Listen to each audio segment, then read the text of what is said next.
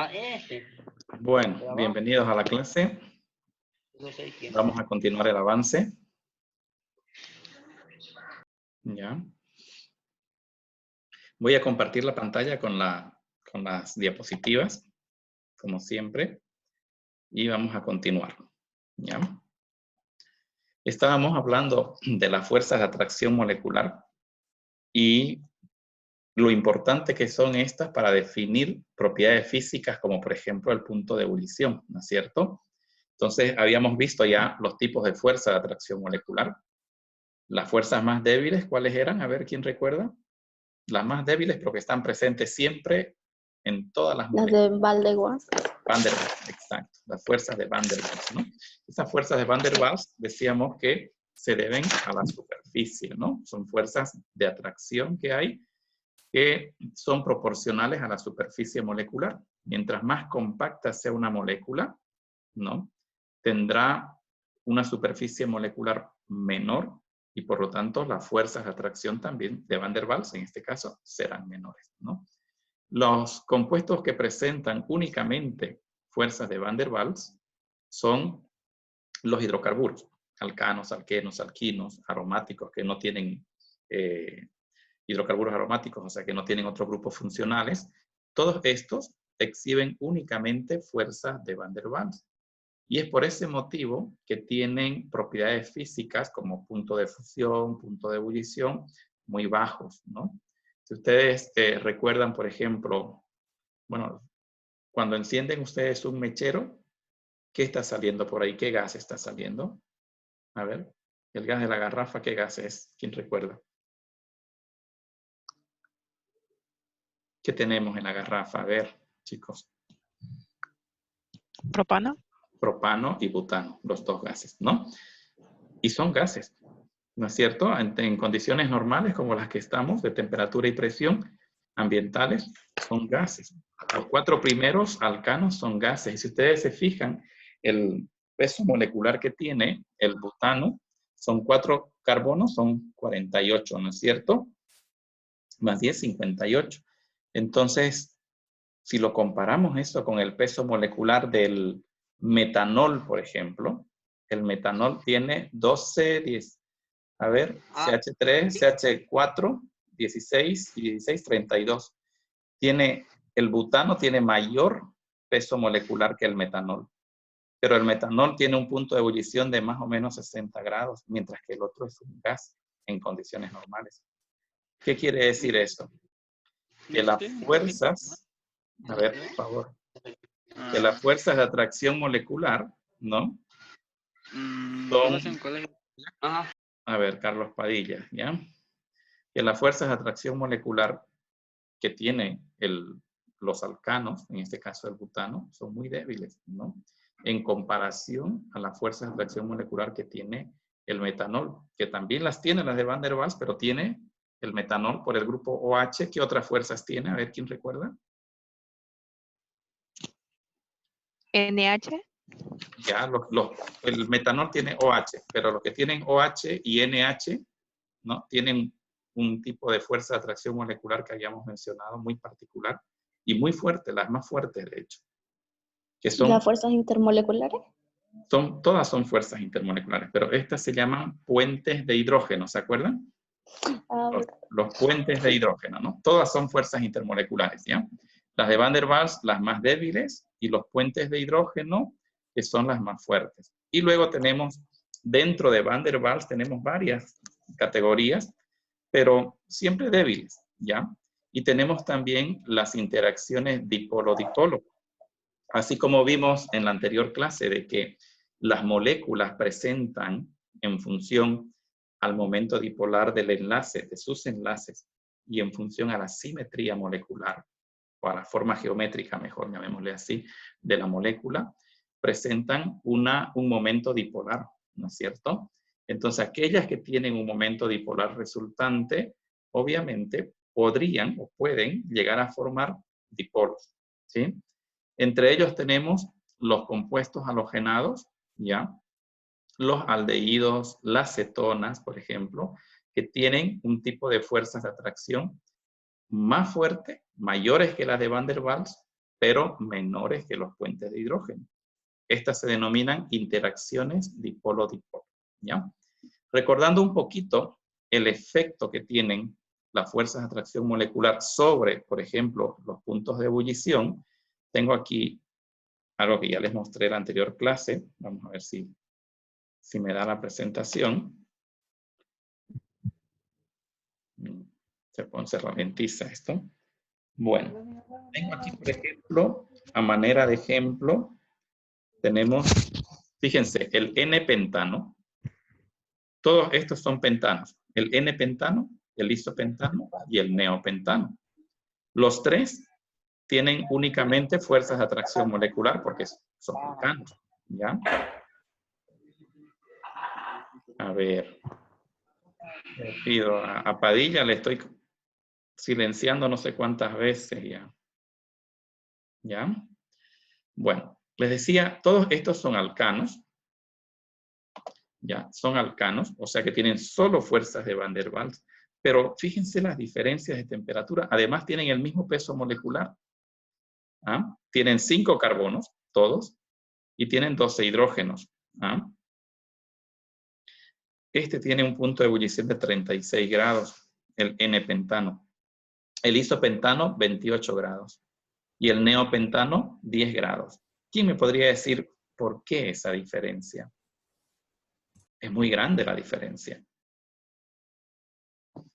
A ver, ahora sí pueden abrir su micrófono los que quieran responder. Tal vez por la forma en la que está distribuida. Ya, la forma de la molécula tiene muchísimo que ver. ¿Cuál molécula les parece que es más pequeña? A pesar de tener el mismo número de carbonos y de hidrógenos. Neopentano. El neopentano, porque es más compacta, ¿de acuerdo? Sí. Al ser más compacta por la presencia de sus ramificaciones, ¿no? Esto hace que la molécula sea más pequeña. Si es más pequeña, la superficie de esas moléculas es menor. Por lo tanto, las fuerzas de atracción van a ser menores, ¿no es cierto? Y eso tiene que ver con el punto de ebullición tan bajo que tiene. Porque recuerden ustedes, a ver, hagamos un poquito de recuerdo. En el estado sólido, imagínense el estado sólido, y imagínense el azúcar, por ejemplo. ¿Alguna vez lo han visto con una lupa, por lo menos, un sólido? Todos los sólidos tienen forma cristalina, ¿de acuerdo? Siempre tienen una forma cristalina los sólidos. En química y en física, un sólido es aquel que tiene una forma cristalina, ¿ya? En fisicoquímica van a estudiar esto. Ahí las formas cristalinas nacen de 7 celdillas unidad, así se llaman, que dan lugar a 14 redes cristalinas, se llaman redes de Bravais, y todos los sólidos se van acomodando normalmente y responden a una de esas formas cristalinas. Así tenemos todos estos sólidos, los orgánicos, ¿no? Que en esas formas cristalinas que pueden ser hexagonales, pueden ser romboédricas, pueden ser cúbicas, etcétera, ahí tenemos a las moléculas, ¿no? Bien firmes, no se mueven, no se pueden mover, ¿no? Solamente vibran esas moléculas ahí, manteniendo el orden.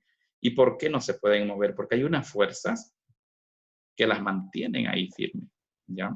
Fijas. Esas fuerzas se llaman fuerzas intracristalinas. Y tienen mucho que ver estas, la capacidad de ordenarse en un cristal, tiene mucho que ver con la forma geométrica que tiene la molécula. Así, las moléculas más simétricas pueden acomodarse mejor en una red cristalina. Las menos simétricas les va a costar más. Pero el hecho de que esas más simétricas se acomoden mejor, quiere decir que las fuerzas intracristalinas son mayores. Entonces, si a un sólido yo lo caliento, ya, le voy dando calor, que llega el momento en que se funde, ¿no es cierto? ¿Y qué es la fusión? Es el paso del estado sólido al estado líquido. ¿Y para qué le di calor? Para que esas fuerzas que los mantienen así, muy firmes ahí, las venzamos y esas moléculas se relajen un poco. Y al relajarse y pasar al estado líquido, esas moléculas ya tienen libertad por lo menos de rotar, una libertad rotacional. Antes apenas vibraban, ahora por lo menos rotan las moléculas. Así están en el estado líquido, pero todavía permanecen muy cerca unas de otras. ¿Y por qué permanecen muy cerca? Por las fuerzas de atracción molecular. Y supongamos que las sigo calentando. ¿Qué pasa luego del estado líquido?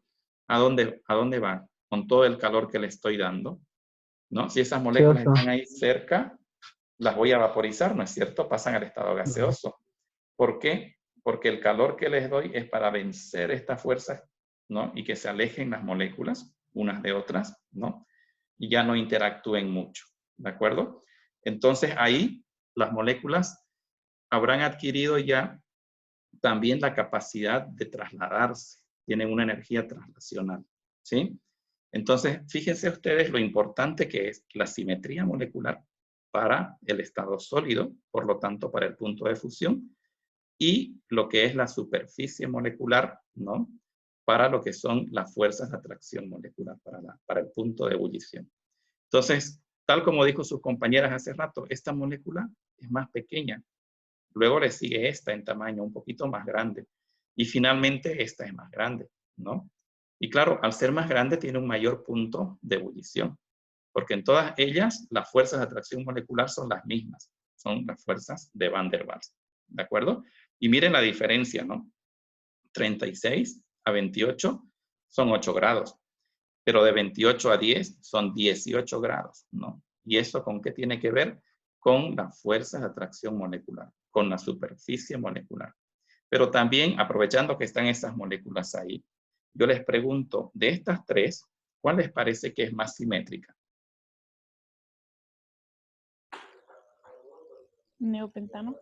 El neopentano es más simétrico, ¿no? Imagínense ustedes que cada carbono es un tetraedro, ¿de acuerdo? Este es un tetraedro, hacia arriba tiene a esta pelotita que es otro tetraedro, y así. Esta es la más simétrica, ¿ya? Luego le va a seguir esta, y finalmente esta que es la menos simétrica. Y fíjense, la simetría molecular, ¿no? Tiene mucho que ver con la capacidad de la molécula de acomodarse en una red cristalina, ¿ya? Por lo tanto, aquellas moléculas que sean más simétricas van a tener un mayor punto de fusión, ¿ya? Fusión, ya no hablo de ebullición, ya hablo de fusión, ¿no? Entonces, ahí, indudablemente, esta molécula que es la más simétrica va a tener un mayor punto de fusión que las otras, ¿sí? Entonces, la simetría molecular con el punto de fusión y lo que es el tamaño de las moléculas, ¿no? Con el punto de ebullición. ¿De acuerdo? ¿Cómo podemos? Sigamos. Ahí tienen ustedes algunos ejemplos de punto de ebullición para elementos y compuestos, ¿no? Tienen para el metano, fíjense, aquí tenemos el metano, aquí tenemos, hace rato teníamos el neopentano, ¿no? Aquí lo tenemos un tetrametil silicio, ¿no? ¿Qué forma molecular tienen? Por ejemplo, esta tiene una fórmula esférica y esta tiene una forma lineal. Fíjense que tienen exactamente la misma cantidad de carbonos y de hidrógenos, pero la esférica tiene un punto de ebullición de 9,5 porque es más compacta y la lineal tiene un punto de ebullición de 36, ¿no? Aquí tenemos este con 2 cloros y este que tiene también 2 cloros, pero la primera es esférica y la segunda es lineal, ¿no? ¿Ya? Entonces, 69 la esférica, 121 la lineal. Y estoy hablando de compuestos que tienen exactamente la misma cantidad de carbonos y de hidrógenos. Miren esto, el que es esférico 106 y el otro 126. Entonces, las esferas, ustedes saben que van a tener un menor área de superficie que las lineales. Y eso conlleva un menor punto de ebullición. Cuando tomamos en cuenta la polaridad, ojo, fíjense ustedes aquí en estas. Este es el etileno, carbono-carbono, enlace doble, su peso molecular es 28, ¿no? Es no polar. Y aquí tenemos un punto de ebullición de menos 104. Sin embargo, el formaldehído, fíjense, doble enlace carbono-oxígeno, Formaldehído. Que tiene un peso molecular parecido, es 30. Pero miren la diferencia, menos 21 grados. Mayor ¿con cuánto? Con casi 80 grados. No, casi 80 grados. ¿Pero por qué? Porque el primero, que es un hidrocarburo, el etileno, tiene únicamente fuerza de atracción molecular, ¿no? El otro, ya, que es un aldehído, ya tiene interacciones dipolo-dipolo. Y esas interacciones dipolo-dipolo son fuerzas mayores de atracción molecular. Por eso es que hay una diferencia tan grande, ¿no? ¿Por qué? Porque tiene ya una polaridad en esta molécula. Y ni que se diga en esta de ácido cianhídrico. Fíjense ustedes que la polaridad es mucho mayor. Tiene un peso molecular también comparable a los otros, ¿ya? Pero la polaridad es muchísimo mayor. Entonces hay interacciones dipolo-dipolo importantes, ¿no? Que, fíjense, de menos 21 a 26, estamos hablando de 47 grados de diferencia. Y ni que se diga comparando con este de aquí, serían 130 grados de diferencia. ¿Por qué? Porque el primero tiene solo Van der Waals. El otro tiene Van der Waals más interacciones dipolo-dipolo, al igual que este. Pero como este tiene una polaridad mayor, eso conlleva un punto de ebullición también mayor. Entonces, se van dando cuenta cómo hemos ido avanzando, ¿no es cierto? Primero vimos cómo se forman los enlaces. Luego, entre las propiedades de los enlaces, vimos la polaridad del enlace. Y luego, de cada enlace, vimos la polaridad de la molécula, como resultado de la suma vectorial de los momentos dipolares de los enlaces. Entonces, ahí ya tiene que ver la forma geométrica de la molécula. Hay unas moléculas menos polares que otras, ¿no? Aquí estamos viendo que esta es apolar y esta ya presenta polaridad, pero esta presenta una polaridad todavía mayor. Si nos fijamos aquí, el flúor, punto de ebullición, es apolar, obviamente, menos 188. Aquí tenemos el etanal o acetaldehído, punto de ebullición 20. Fíjense que los pesos moleculares siempre los ponemos para comparar, que tienen más o menos el peso molecular aproximado igual, ¿no?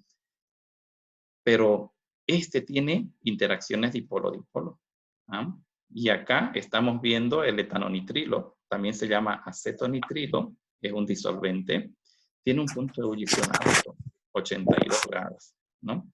Entonces, fíjense ustedes cómo el tamaño de la molécula, a mayor tamaño, mayor punto de ebullición. La forma de la molécula, las moléculas que son esféricas normalmente tienen menor punto de ebullición que las moléculas que son lineales, ¿no? Comparando siempre, ojo, como referencia, que el peso molecular sea muy próximo, si no el mismo, muy próximo. Y también la polaridad, ¿no? Todo esto tiene que ver ¿con quién? Con el punto de ebullición.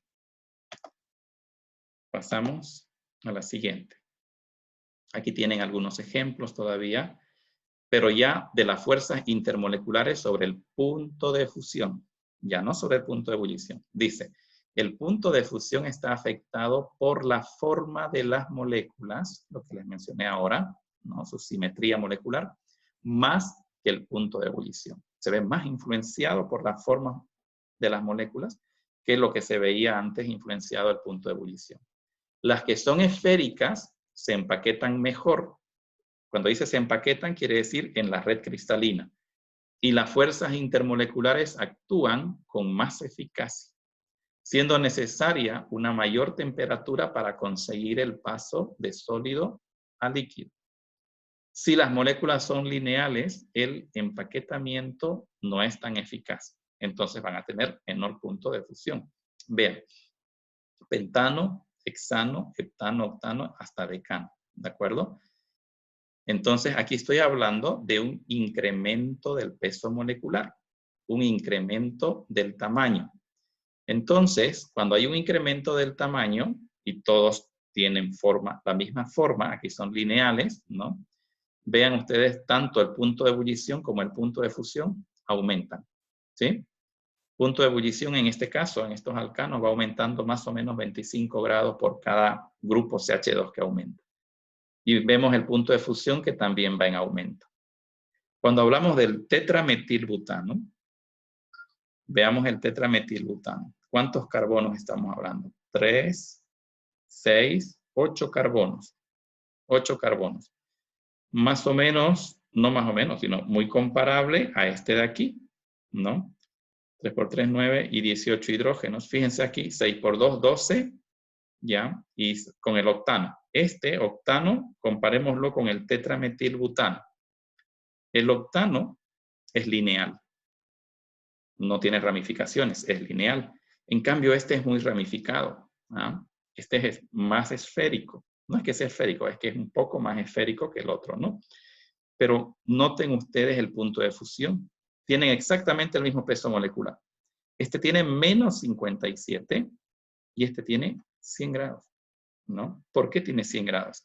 Porque al ser esférico, al ser esférica la molécula, se acomoda mejor en la red cristalina, ¿ya? Forma un cristal más firme.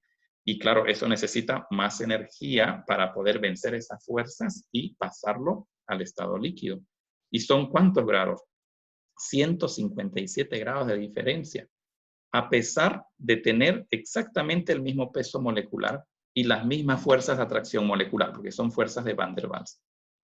Pero por otro lado, si nos pasamos al punto de ebullición, fíjense que el octano tiene 126 grados, ¿no? Y el otro tiene solo 106. El que tenía mayor punto de fusión, ahora resulta que tiene menor punto de ebullición. ¿Por qué?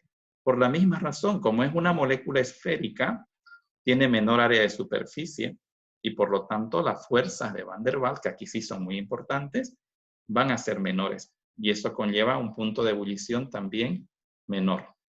¿De acuerdo? Entonces, vemos ahora cómo las fuerzas de atracción molecular, la forma de la molécula, la polaridad del enlace, etcétera, todo eso está relacionado con las propiedades físicas, punto de fusión y punto de ebullición, ¿ya? Tenemos también, como les había mencionado, los puentes de hidrógeno, importantísimos los puentes de hidrógeno. Los puentes de hidrógeno, que no son enlaces, son fuerzas de atracción molecular, bueno, normalmente es muy común que tengamos el lapsus todos al hablar de decir enlace por puente de hidrógeno. Incluso en los libros se encuentran enlaces de hidrógeno, pero no son enlaces, ¿ya? Son fuerzas de atracción molecular, pero muy fuertes. Son de mayor energía que las fuerzas de Van der Waals y que las interacciones dipolo-dipolo. En el agua, se los puse como ejemplo el otro día. Aquí tengo, por ejemplo, un vaso con algo de agua. Aquí, todas las moléculas de agua que tienen aquí, en este vaso, están asociadas por puentes de hidrógeno. Una molécula solita está así, el oxígeno con sus hidrógenos. Pero como el oxígeno tiene esa carga, no carga, sino una densidad electrónica mayor, fíjense, parcialmente negativo dice, y el hidrógeno menor, entonces se sienten muy atraídos. Y por el tamaño que tiene y la apertura de 104,5 grados que tiene el enlace oxígeno-hidrógeno, hace que el acercamiento sea bastante fuerte, ¿sí? Entonces, vean ustedes, todas las moléculas de agua están fuertemente atraídas entre sí y forman una red tridimensional, ¿no? Entonces, quizás un enlace tiene una energía, si bien grande, pero despreciable, ¿no? Pero la cantidad de, no digo enlaces, la cantidad de fuerzas que hay aquí, de atracción, ¿no? En 18 gramos de agua, les decía, existen el número de Avogadro de moléculas, ¿no es cierto? Entonces, imagínense la cantidad que hay de estos puentes de hidrógeno en esa cantidad de moléculas. Es grandísimo. Por eso es que para que yo lo pase al estado de vapor, ¿qué le tengo que dar? Calor, energía, ¿no? Esa energía que busca separar a estas moléculas, romper estas atracciones, romper esas fuerzas que son bastante grandes, ¿no? Y por eso es que su punto de ebullición del agua, el normal, ¿cuánto es? A ver, ¿quién recuerda? 100 grados, ¿no es cierto? El punto de ebullición normal. Eso en el agua. Y nosotros tenemos en química orgánica compuestos que tienen mucha similitud con esto. principalmente esos compuestos son los hidroxílicos y entre ellos están los alcoholes, R o H, ¿no? Los alcoholes menores, más o menos hasta 4 carbonos, o sea, metanol, etanol, N-propanol, alcohol N-propílico, alcohol isopropílico, alcohol N-butílico, sec-butílico y terbutílico y el isobutílico también, todos ellos forman puentes de hidrógeno muy eficientes, ¿ya? Los otros, no es que no sean eficientes, es que en los otros, si bien son eficientes sus puentes de hidrógeno, pero ya tienen una cadena hidrocarbonada larga, en la cual además las fuerzas de Van der Waals también se vuelven importantes. En cambio, en estos 4 primeros, son muchísimo más importantes los puentes de hidrógeno que la cadena, ¿de acuerdo? Que las fuerzas de Van der Waals. Entonces, los alcoholes también, al igual que el agua, están asociados, ¿ya? Y por eso es que tienen esos puntos de ebullición tan altos. Así como los alcoholes, también tenemos las aminas, tenemos el amoníaco en este caso, manera de ejemplo, en un compuesto orgánico tendríamos una amina, ¿sí? Entonces, también forman puentes de hidrógeno, pero son un poco menos eficientes, o sea, las fuerzas de atracción son ligeramente menor a las fuerzas de atracción que hay en los compuestos que tienen oxígeno, como el alcohol, ¿no? A ver, veamos si la siguiente diapositiva. Ahí tienen ustedes. No solamente, ahí tienen los puentes con los alcoholes. Fíjense, estos son alcoholes. ¿Se dan cuenta? Miren cómo están asociadas todas las moléculas, ¿no? Importantísimo eso. Claro, repito, eso para los alcoholes hasta de 4 átomos de carbono. Porque cuando ya esta cadena se vuelve grande, también interrumpe un poco la formación de los puentes de hidrógeno y le quita eficiencia. Pero se vuelve importante las fuerzas de Van der Waals, ¿no? Ahí tenemos en el caso de los alcoholes, al igual que el agua. Fíjense aquí, por ejemplo, tenemos aminas con alcoholes, ¿no? Tenemos una amina con un alcohol. Y por cierto, ¿han visto ustedes el metanol, el etanol, es soluble en agua o no? ¿Qué me dicen? ¿El etanol es soluble en agua? Sí. Es Sí. soluble en toda proporción. Y esa solubilidad de los alcoholes se debe precisamente a la capacidad que tienen de formar puentes de hidrógeno, alcohol, agua. ¿De acuerdo? Entonces, aquí los puentes de hidrógeno no son responsables únicamente del alto punto de ebullición, sino que también son responsables de la solubilidad de estos alcoholes. Nuevamente, cuando hablo de estos alcoholes, estoy hablando de los alcoholes más pequeños, porque a medida que crece la cadena, siempre una cadena hidrocarbonada es hidrófoba, o sea, repele al agua, ¿ya? Siempre. Entonces, a medida que tenemos alcoholes con cadena más grande, por ejemplo, uno de 6, de 7 carbonos, ya ese ya no es soluble en agua. Pero no es soluble no porque no pueda formar puentes de hidrógeno, sino porque no se lo permite a la cadena, porque es hidrófoba, ¿ya? Entonces, así como los alcoholes y el agua, ¿no? Que forman los puentes de hidrógeno, tenemos las aminas, ¿ya? Y tenemos algunos que solo son aceptores de puentes de hidrógeno, ¿no? Entre ellos tenemos la acetona. Por ejemplo, la acetona, ¿es soluble en agua o no? ¿Qué me dicen ustedes? Acetona, los que conocen la acetona. Es soluble en agua. Es soluble en agua la acetona. Pero dirán, pero si no forma puentes de hidrógeno. Sí, la acetona en este caso, aquí sería un CH3 y aquí otro CH3. La acetona en este caso tendría pares de electrones, ¿no? Con los cuales aceptaría los hidrógenos, ¿no? Y de esa manera tiene la solubilidad. O sea, consigo mismo no va a poder formar puentes de hidrógeno. Con el agua sí, ¿no? Y por eso es que es soluble en agua. Lo mismo un aldehído, el acetaldehído, el formaldehído, ¿no? ¿Por qué? Porque pueden actuar como aceptores. Ya, los ésteres, ¿no? Y ojo, algunos éteres, principalmente los cíclicos, como el furano y los dioxanos, también son solubles en agua porque son aceptores de pares de aceptores para formar el puente de hidrógeno con el agua, ¿sí? Bueno, aquí hay algunos ejemplos del efecto de los puentes de hidrógeno sobre el punto de ebullición. Fíjense, por ejemplo, la diferencia en estos puntos. Todos tienen 3 carbonos, un nitrógeno, ¿ya? Y la misma cantidad de hidrógenos. Pero notan ustedes la diferencia, ¿no? En los puntos de ebullición. Este tiene apenas 3.5. Este tiene ya 37 y este tiene 49. ¿Pero por qué será? Porque esta amina de aquí, que es terciaria, sobre este nitrógeno tiene 2 pares de electrones, ¿de acuerdo? Consigo mismo no puede formar puentes de hidrógeno. No tiene hidrógenos para formar los puentes. Tiene electrones para donar, pero no tiene hidrógenos para formar el puente.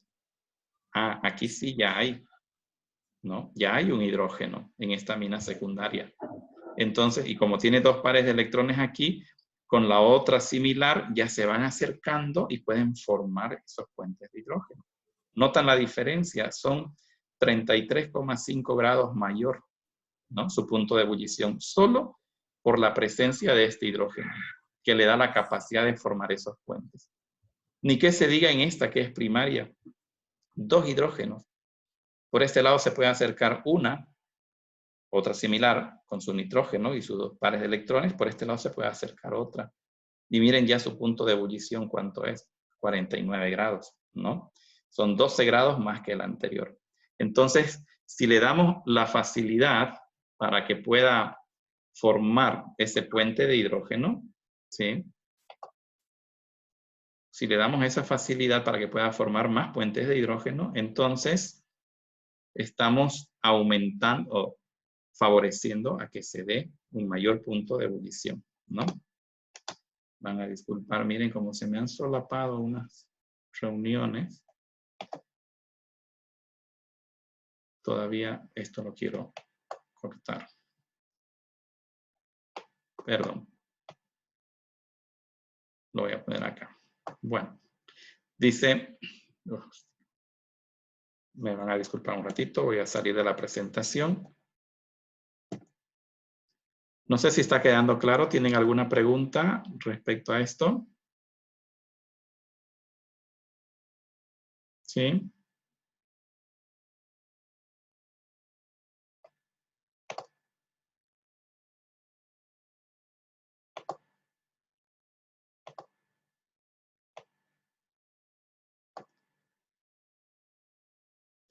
Bueno. No sé por qué no me permite dejarlo.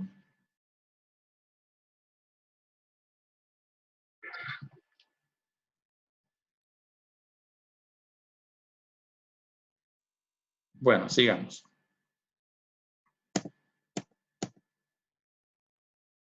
Voy a salirme de esta reunión. Un minutito ya.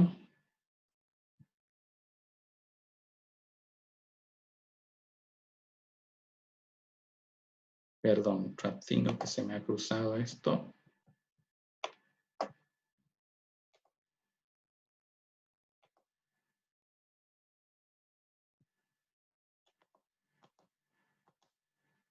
Bien, disculpa chicos, un ratito se me ha cruzado otra aplicación. Ya, ahora sí. Es que se me cruzó otra aplicación, no me di cuenta que tenía una reunión a las 6:00 y ya luego ya empiezo la otra. ¿Ya? Entonces, volviendo, tenemos todavía unos minutitos, ¿no?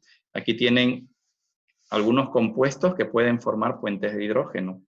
Fíjense ustedes, hagan una comparación entre el dimetiléter, vean ustedes el peso molecular, y el etanol. ¿Cuál de los dos puede formar puentes de hidrógeno? ¿El éter puede formar puentes de hidrógeno consigo mismo? No. El etanol, que es un alcohol, sí puede formar puentes de hidrógeno. ¿Sí? Entonces, ¿quién tiene mayor punto de ebullición? Fíjense aquí el éter, menos 24 apenas. Y el etanol, 78. ¿No? Esos son más de 100 grados de diferencia. ¿No? Tenemos también, para comparar, fíjense, el dietiléter, 74, su peso molecular. Comparémoslo con el propanol, que tiene 60. Debería compararse con otro, con el butanol, pero bueno. Miren el propanol, 98 grados. ¿Por qué? Porque puede formar puentes de hidrógeno. ¿El dietiléter puede formar puentes de hidrógeno? No, no puede formar puentes de hidrógeno. ¿Sí? Entonces, y así podemos estar comparando entre los demás, ¿no? Los que tienen esa capacidad de formar puentes de hidrógeno van a tener un mayor punto de ebullición, ¿sí? Luego, el punto de fusión está relacionado con la simetría molecular, principalmente. Pero les decía, estas fuerzas de atracción molecular tienen mucho que ver también con la solubilidad, ¿no? En el caso, por ejemplo, de la solubilidad de un soluto polar, ¿no? Mediante un disolvente polar, aquí el disolvente lo que hace es solvatar, se llama solvatación, por cierto, tanto a la parte positiva como a la parte negativa de ese soluto. Pero cuando hablamos de compuestos que son apolares, imagínense hexano, etcétera, ¿no? Una grasa, entonces no se puede solvatar porque ya no estamos hablando de que las moléculas tengan una polaridad. En ese caso, lo que ocurre es que las moléculas, ¿no?